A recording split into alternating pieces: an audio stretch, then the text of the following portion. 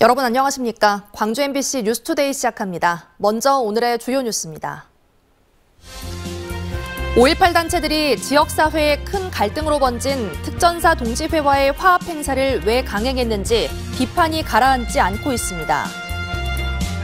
광주는 오래된 상수도관의 비율이 다른 지역보다 유독 높은 반면 교체하는 비율은 전국에서 가장 낮은 수준입니다. 관련 소식 집중 취재했습니다.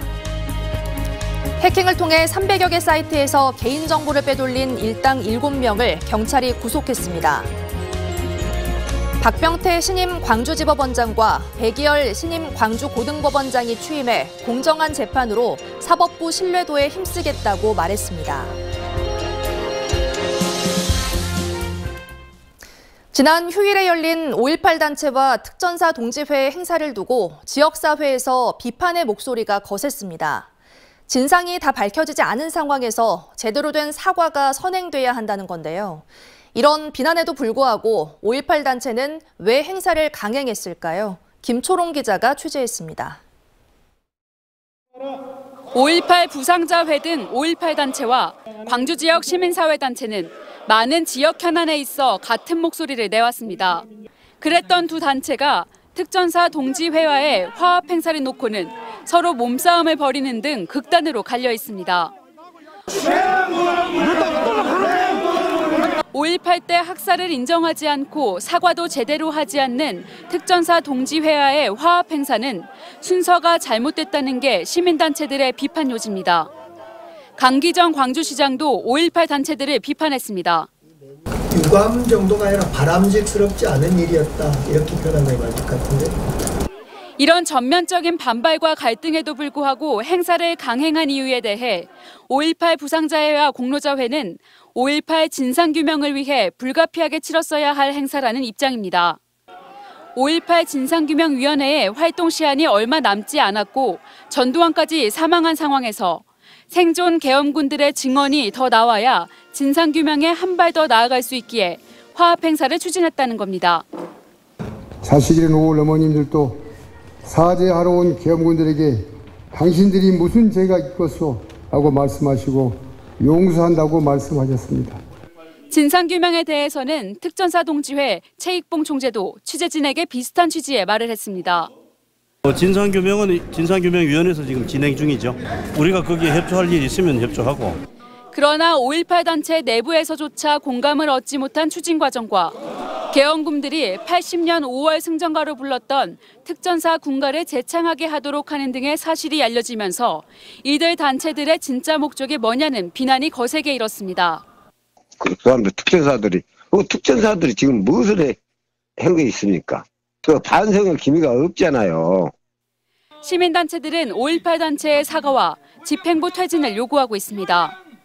이런 상황에서 올해 5.18 43주년 행사는 제대로 치러질 수 있을 것인지, 지역사회의 분열은 어떻게 해소할 수 있을 것인지 걱정스러운 목소리가 나오고 있습니다. MBC 뉴스 김초롱입니다. 광주 군공항 특별법이 오늘 국회 국방위원회 법안 소위 심사를 앞둔 가운데 광주시가 대구 경북, 부산의 신공항 간의 힘겨루기 여파를 경계하고 나섰습니다.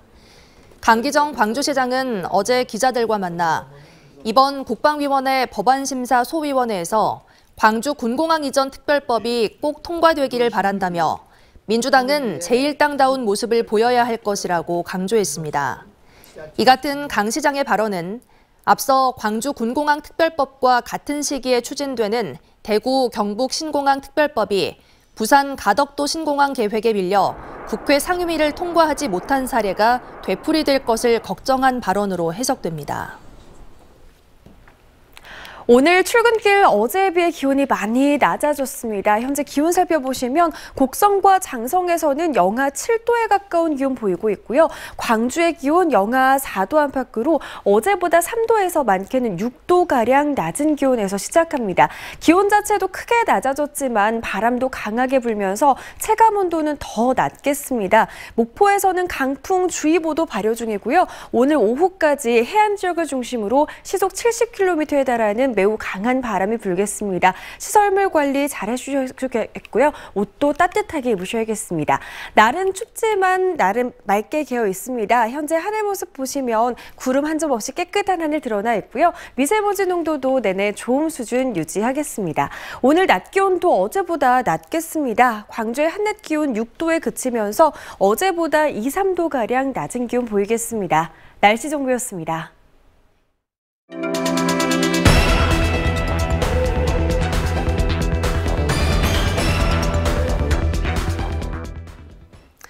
광주 지역의 대규모 단수 사태를 계기로 한 연속보도 이어갑니다. 광주의 오래된 상수도관 비율이 다른 지역보다 유독 높다는 사실 전해드렸었죠. 낡은 상수도관에서는 그만큼 누수 사고도 발생하고 있는데요. 노후화되는 속도에 비해 교체하는 비율은 전국에서 가장 낮은 수준이라고 합니다. 우종훈 기자가 취재했습니다. 광주 상무지구 한 도로에서 새는 막기 위한 공사가 한창입니다. 물을 공급하는 상수도관의 연결 부위가 터지면서 땅 밖으로까지 물이 새나왔기 때문입니다. 이 사고로 한 상가에는 1시간 반 정도 단수가 이루어졌습니다. 누수 사고는 400여 미터 떨어진 지하철 공사 현장 부근에서 또 있었습니다. 노후 상수도관에서 발생한 누수로 긴급 복구가 이루어지기까지 인근에서 영업 중인 상가의 물 공급이 일시 중단됐습니다. 사고 원인은 상수도관의 노후화. 이처럼 광주에서는 전체 시민이 20일 쓸 수 있는 물이 매년 새고 있는데 단수 사고가 난 뒤 강기정 광주시장도 새는 물을 잡기 위한 대책으로 노후관 정비를 꼽았습니다. 전략하는 것은 당연히 해야 되겠지만은 우리 광역시, 시에서는 행정에서는 이런 누수를 잡는 것이 중요한 업무라고 생각합니다. 하지만 지금까지 광주의 오래된 상수도관 정비는 낙제 수준이었습니다. 광주의 경련관, 즉 오래된 상수도관은 지난 2016년 이후 급증했습니다. 전체 상수도관의 650여 킬로미터 수준이던 노후 상수도관은 배가 넘게 증가했는데 이는 특광역시는 물론 전체 지자체 가운데서도 가장 빠른 속도입니다.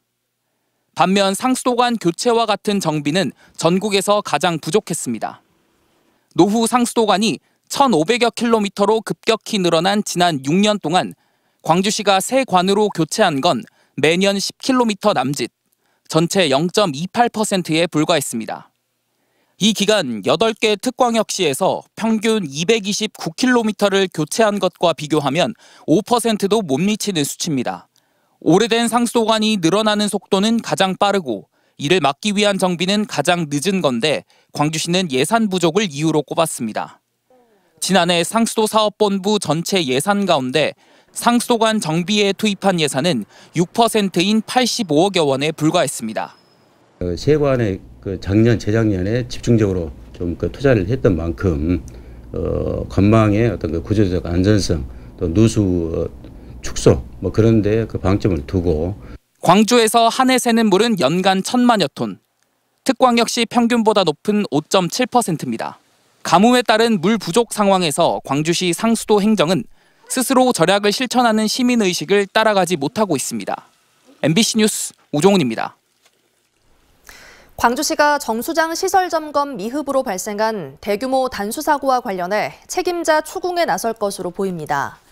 강기정 광주시장은 독립기관인 감사위원회에 공식적으로 감사를 요청할 수는 없다면서도 감사위가 문제를 인지했다면 감사에 나설 것이라고 말해 사실상 감사 착수를 예고했습니다. 보이스피싱 범죄가 갈수록 교묘해지고 있는데요. 정교해지는 보이스피싱 범죄에 불법으로 빼낸 개인정보가 활용되고 있죠. 경찰이 해킹을 통해 빼돌린 개인정보를 팔아온 일당 7명을 구속했습니다. 이들이 300여 개 사이트에서 유출한 개인정보만 700만 건입니다. 박종호 기자의 보도입니다. 경찰이 철문을 강제로 엽니다. 철문 안쪽에 설치된 강화 유리문을 다시 열고 들어가자 컴퓨터 여러 대가 설치된 사무실이 나옵니다. 네, 컴퓨터에서 전화한 분 경찰청에서 왔어요. 네? 전화한 분 경찰청입니다. 어때요 그러셨는데? 지난 2020년 8월부터 불법 도박 사이트를 운영해온 48살 조모 씨 등 12명은 사회관계망 서비스에서 해킹 의뢰 채널도 함께 운영했습니다. 이들이 2년 동안 해킹을 통해 빼낸 고객 정보는 결혼정보업체 등 385개 웹사이트에서 700만 건에 달합니다. 각 웹사이트 접속 아이디와 비밀번호뿐만 아니라 휴대전화번호, 전자우편 주소 등 민감한 개인정보가 해킹으로 유출됐습니다. 해킹 의뢰 전문 채널을 운영하며 건당 100만 원에서 500만 원의 대가를 받고 경제 언론사, 결혼정보업체 등 385개 홈페이지를 해킹하여 불법 도박 사이트를 운영하는 일부 고객은 경쟁업체의 웹사이트를 마비시킬 목적으로 디도스 공격을 조 씨 일당에게 의뢰하기도 했습니다. 해킹 조직 12명 가운데 7명은 정보통신망 침해 등의 혐의로 구속됐습니다. 경찰은 한국인터넷진흥원 등과 공조해 피해 업체의 해킹 사실을 통보했습니다.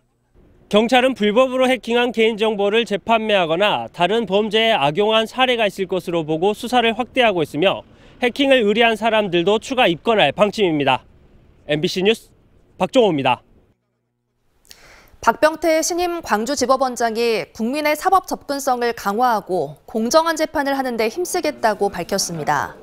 박 지법원장은 어제 오전 열린 취임식에서 사법권의 주인은 국민이라고 강조하며 공정하고 사심 없는 재판을 하고 재판의 과정과 결과에 대해서도 국민의 이해를 구하겠다고 말했습니다. 같은 날 취임한 백이열 신임 광주고등법원은 사회적으로 민감한 갈등이 사법 영역으로 몰려드는 경향이 있다며 공정성과 독립성을 지켜 사법 신뢰를 높이겠다고 밝혔습니다.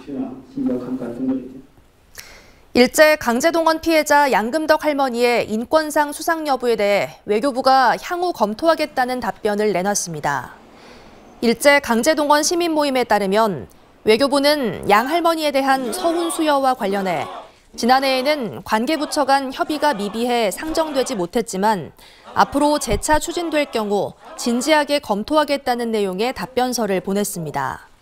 시민 모임은 57일 만에 한 줄짜리 답변이 왔다며 최소한의 예의나 성의도 없다고 비판했습니다.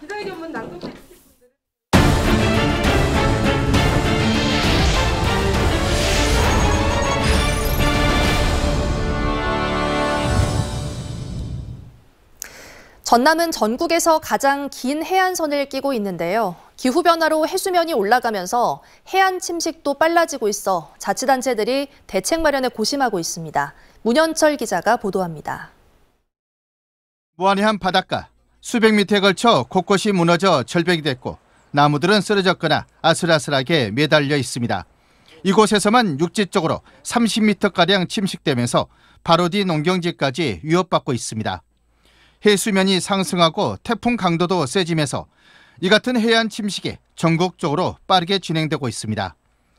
정부는 이 때문에 지난 2000년부터 10년 단위로 연안 정비 기본 계획을 세워 자치단체와 함께 침식 방지 사업을 벌이고 있습니다.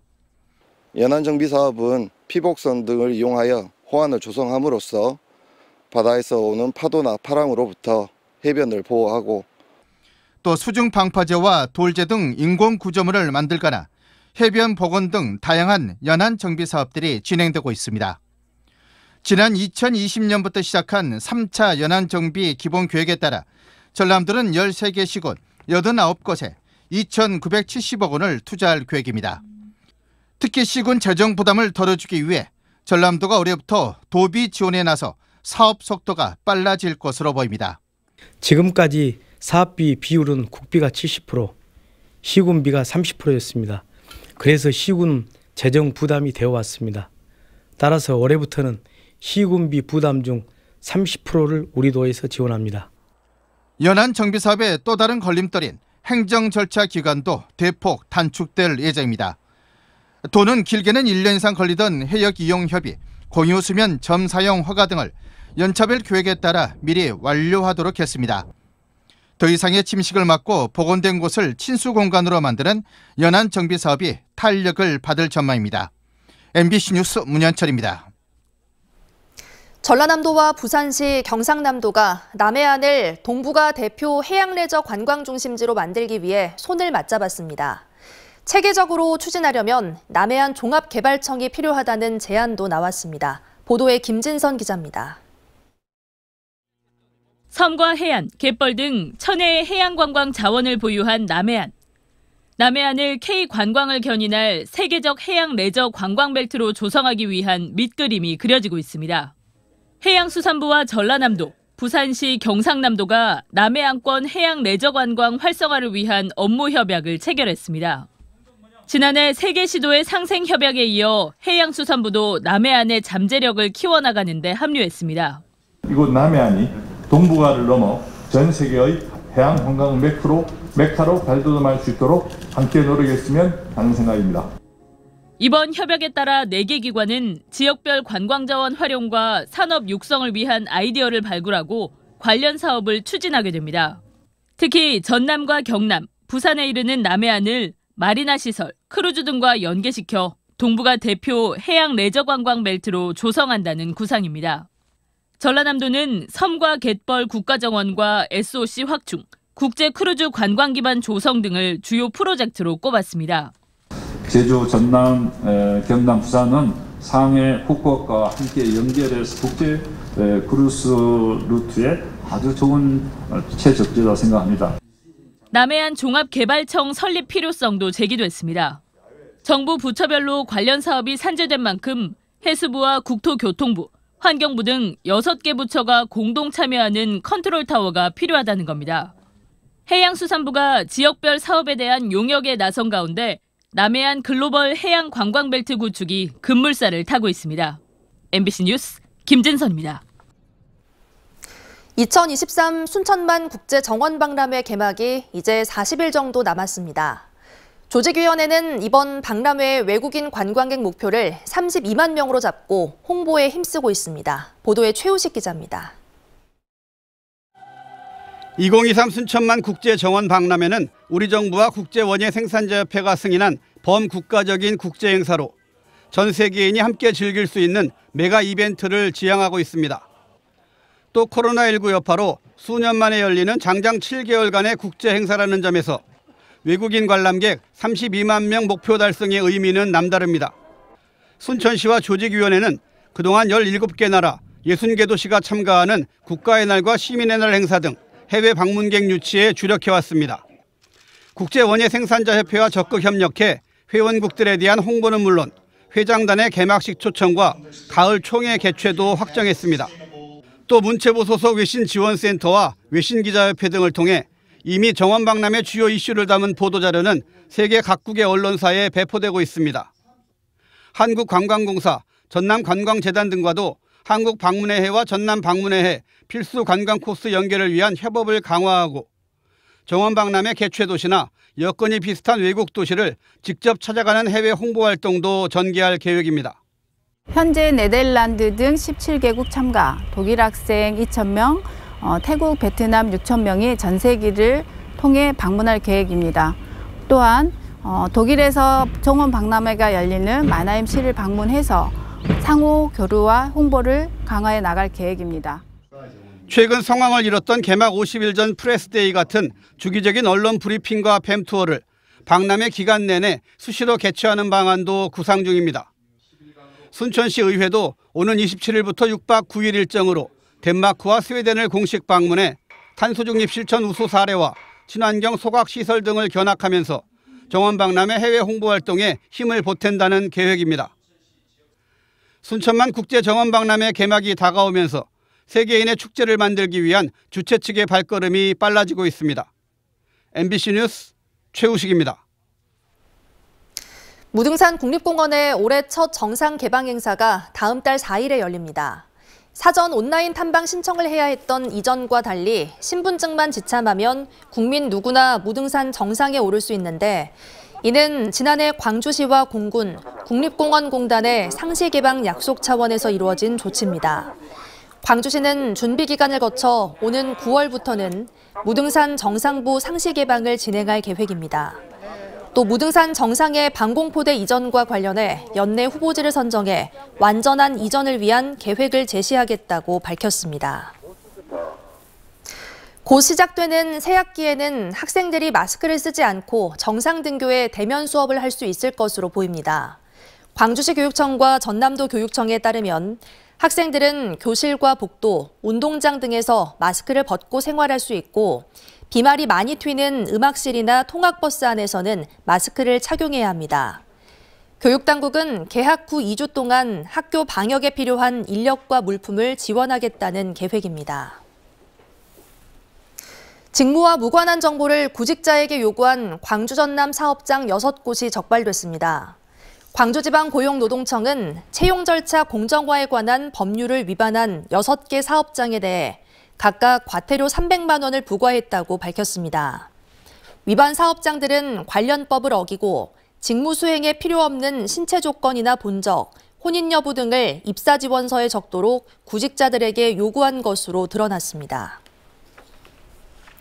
북쪽 찬 공기가 강하게 밀려오면서 오늘 아침 기온 큰 폭으로 낮아져 있습니다. 곡성과 장성에서는 영하 7도에 가까운 기온에서 시작하고요. 광주에서도 영하 4도 안팎으로 많게는 어제보다 6도가량 낮은 기온 보이고 있습니다.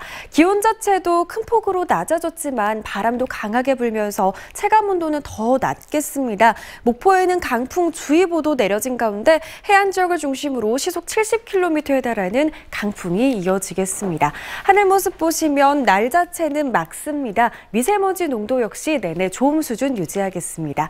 광주의 오늘 낮 기온도 6도에 그치면서 어제보다 2, 3도가량 낮은 기온 보이겠습니다.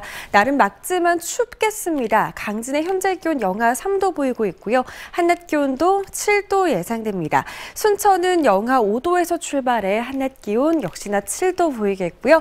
바다의 물결은 전해상에서 최고 4m 안팎으로 매우 높게 일겠습니다. 반짝초에는 내일 낮부터 조금 수그러들겠습니다. 날씨 정보였습니다. 이상으로 뉴스 마칩니다. 시청해주신 여러분 고맙습니다.